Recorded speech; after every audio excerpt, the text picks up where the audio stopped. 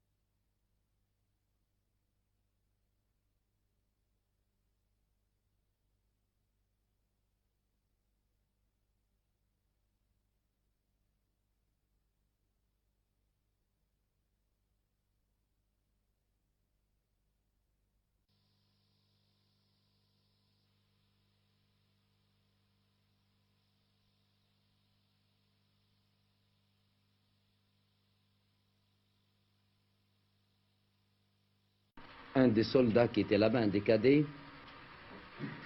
me fit signe de le suivre. Pour vous parler très franchement, j'étais à peu près convaincu qu'il m'entraînait dans un recoin afin de pouvoir m'exécuter dans la plus grande tranquillité. Lorsqu'il se vit à l'abri des regards indiscrets, il se mit au garde à vous. Je lui commandai repos, il se remit au repos. Je lui recommandai garde à vous, lui tendai ma main et lui dis qu'attendu pour baiser ma main. Ce qu'il fit. Alors je lui dis, mais qu'est-ce que c'est que cette histoire? Il m'a dit, on nous a dit que le palais était attaqué, que votre majesté avait des ennemis et nous sommes montés. Maintenant, je tiens à vous dire que vous en avez encore des ennemis, veuillez vous cacher. Je lui dis non, appelle tes camarades, baissez les canons de vos armes, suivez-moi. Et c'est alors que je tins ce langage à un groupe de 6 ou 7 cadets en leur disant, il est inadmissible que vous ayez fait de l'armée royale ce que vous en faites maintenant. Cela est indigne et non conforme à ce que j'attendais de vous.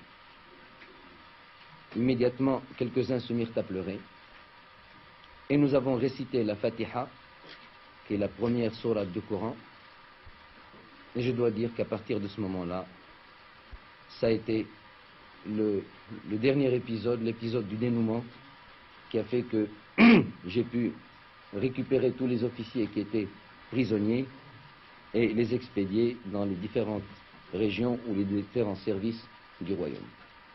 Serait-il possible de rencontrer et d'interviewer les officiers rebelles actuellement arrêtés? Je dois vous répondre que, en principe, ces officiers auraient dû être passés immédiatement par les armes. Et je crains que vous n'ayez pas le temps de le faire, car je crains que demain soir, à cette heure-ci, ils nous soient exécutés après qu'ils nous aient donné les renseignements nécessaires. On a parlé de complot libyen.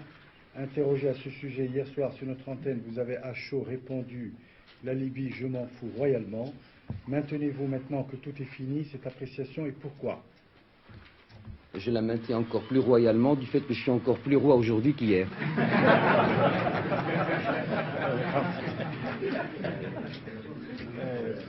Quelles sont, Majesté, les dimensions et la nature des pouvoirs accordés par le roi Hassan II au général Oufkir et quelles limites est-elle fixée à leur durée? Le général Oufkir et le général Driss se départagent la tâche. Malheureusement, ils n'ont plus leur troisième homme qui était le général Bachir qui a trouvé la mort hier.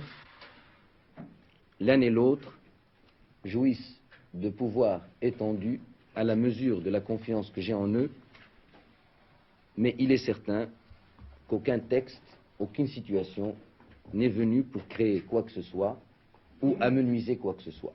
Nous sommes actuellement dans une situation transitoire, pragmatique, qui fait qu'on met the right man at the right place et on verra par la suite.